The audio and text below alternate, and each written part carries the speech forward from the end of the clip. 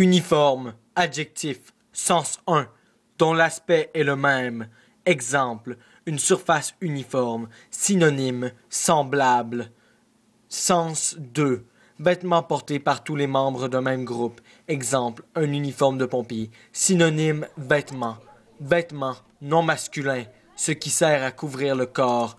Liberté, du latin liber, libre.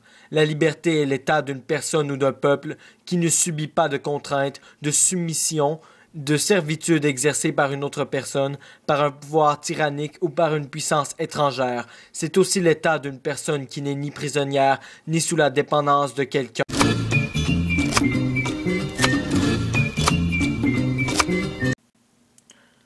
Nous savons tous comment fonctionne l'uniforme ici au Québec, et même au Canada. Mais comment ça fonctionne dans les autres pays? Nous allons répondre à ces questions. Les uniformes scolaires sont courants aux Philippines pour les établissements primaires et secondaires, et dans certaines universités. Un uniforme est généralement constitué d'un polo blanc à manches longues ou courtes et un pantalon pour les garçons, et d'un chemisier blanc à manches courtes ou longues, un ruban et une jupe plissée pour les filles. Le bas de l'uniforme est généralement kaki, noir ou bleu. Les jupes sont généralement longues. Le port de l'uniforme est obligatoire dans la plupart des établissements secondaires du Japon, et parfois même dans les écoles primaires. Les établissements prévoient également des tenues spécifiques pour les activités sportives. Par exemple, pour les filles, cette tenue se compose d'un t-shirt blanc et d'un mini-short de couleur sombre en été, et en hiver, la tenue de sport est un survêtement aux couleurs de l'école. La tenue de sport se nomme le burma. L'uniforme scolaire est très courant au Royaume-Uni. Pratiquement tous les établissements publics et privés ont leur uniforme, ou au moins un code vestimentaire strict. L'uniforme se porte de 4 à 16 ans. Dans la plupart des lycées, les élèves de 16 à 18 ans doivent aussi porter l'uniforme ou se conformer à un code vestimentaire. Mais le règlement est parfois assoupli. C'est davantage le cas quand le lycée est rattaché à une école que quand il est indépendant. Les universités n'ont généralement pas d'uniforme. 98% des écoles publiques secondaires imposent l'uniforme, ainsi que 79% des écoles primaires, tout cela au Royaume-Uni. Et au Canada, au Québec, que pensent les gens de la tenue vestimentaire obligatoire dans un milieu scolaire? C'est bien correct, ils sont confortables.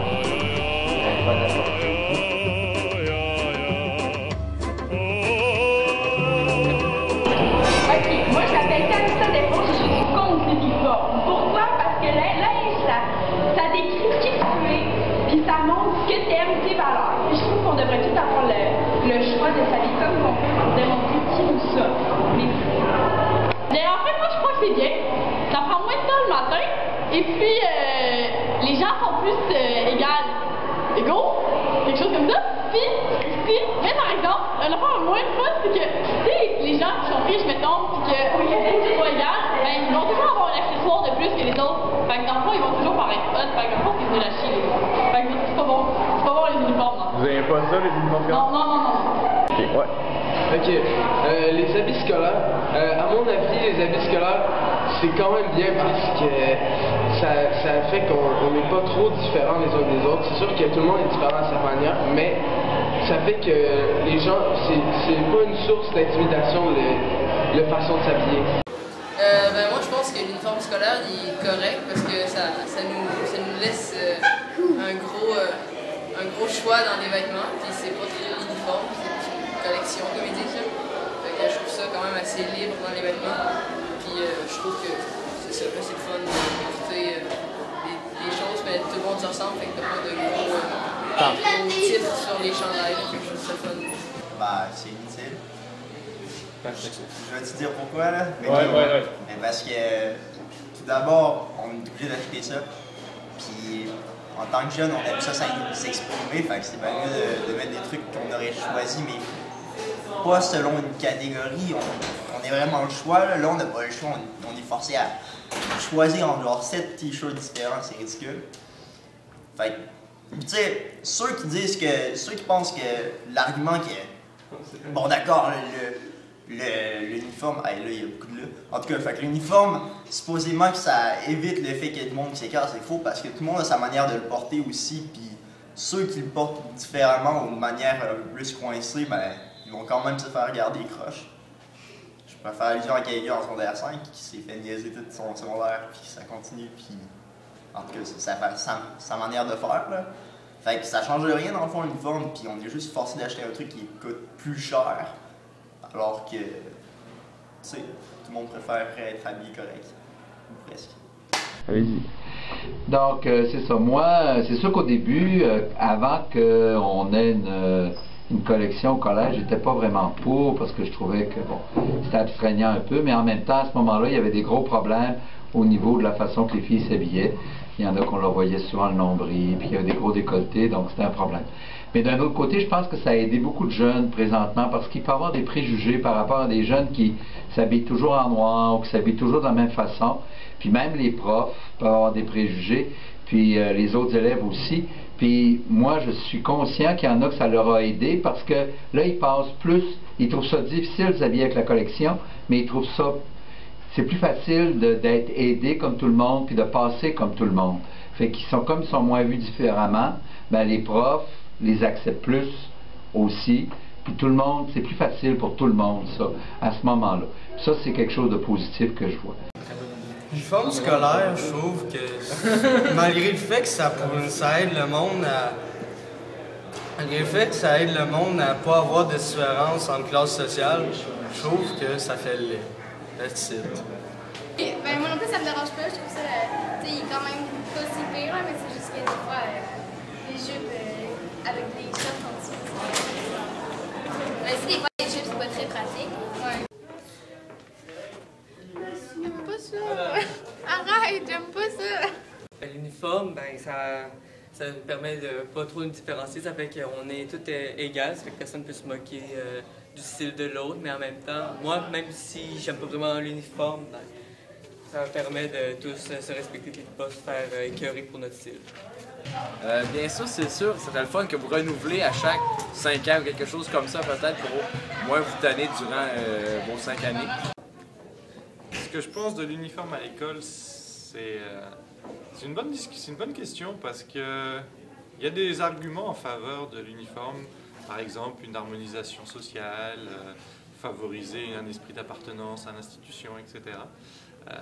Personnellement, si je mets de côté ma fonction d'enseignant du collège et qui évidemment adhère pleinement aux valeurs que le collège véhicule, j'ai un peu de difficulté avec l'obligation d'imposer un choix vestimentaire à des adolescents en raison de 2 points qui sont aisément combattable dans une argumentation, mais le premier, c'est que c'est à l'adolescence que se construit l'identité du jeune, donc il faut le laisser s'exprimer son identité au cours de l'adolescence. Et la deuxième, c'est que je ne crois pas en la valeur d'uniformisation sociale de l'uniforme, pour la simple raison que le jeune trouvera toujours un moyen de pouvoir exprimer sa richesse et son niveau social par d'autres outils, par exemple des bijoux, des chaussures, un manteau, des voyages scolaires. Rien que le collège encourage des voyages scolaires qui parfois coûtent plusieurs milliers de dollars. Donc, crée une certaine ségrégation entre les différentes classes sociales, certaines activités qui coûtent très cher aussi. Donc, je ne crois pas vraiment à la valeur de ça dans l'uniforme scolaire. Moi, j'ai toujours adoré les vaches. Puis les vaches, ça se ressemble tous et toutes. Donc, moi, je suis vraiment pour l'uniforme scolaire, pour cette raison-là. Moi, je suis pas vraiment d'accord avec le fait d'avoir un uniforme. Tout le monde habillé pareil. Mais pour la collection, c'est sûr que pour moi, je suis plus pour, parce que ça donne la chance aux personnes de pouvoir s'habiller de façon différente, selon ce qu'ils veulent le faire, ou qu'ils veulent un peu, ça leur donne la chance d'être un peu différent. C'est sûr qu'une collection, ça peut toujours s'améliorer, mais déjà, le collège était la première école à Québec qui a eu une collection. Avant ça, c'était seulement des uniformes partout dans toutes les écoles. Donc c'est déjà un gros plus. Peut-être avoir amélioré, mais je je pense que c'est déjà un plus. Et moi, je pense que l'uniforme est bon, mais aussi je préfère quand j'ai pu porter mon vêtement parce que c'est comme mon style et mon choix. Mais c'est très différent. Après, à Mexique, on utilise vraiment un type d'uniforme, mais ici, tu peux mélanger les jupes, les couleurs, les chemises que tu veux, et je pense que c'est correct. Oui. Même qu'il y a souvent des anciens élèves qui me disent qu'en arrivant au cégep, ils trouvent ça compliqué le matin. À Mexique, on ne porte pas des uniformes. C'est comme notre vêtements dans l'école. Mais dans les secondaires, on porte l'uniforme, et maintenant, dans les préparatoires, on utilise les vêtements qu'on veut, comme la cégep. De façon générale, je suis en faveur de l'uniforme scolaire. Il est très dur de se forger une opinion claire sur le sujet qu'est la tenue obligatoire dans les milieux scolaires. Mais nous avons fait un compte-rendu de plusieurs opinions. L'égalité des chances passe par l'égalité dans tous les domaines, y compris dans celui de la tenue vestimentaire au sein des établissements scolaires. La mixité sociale durant la période de vie scolaire aurait dû permettre aux enfants d'origine ethnique, religieuse et sociale diverses d'apprendre à cohabiter et à se construire un avenir de cohésion. Façonnant un esprit de corps, l'uniforme est accusé de développer les instincts grégaires, imposant une tenue vestimentaire aux jeunes. Il restreint l'expression de la personnalité. De plus, en habituant les jeunes à accepter un moule, l'uniforme devient un puissant vecteur du conformisme social. L'uniforme est cher et ce coût se rajoute à celui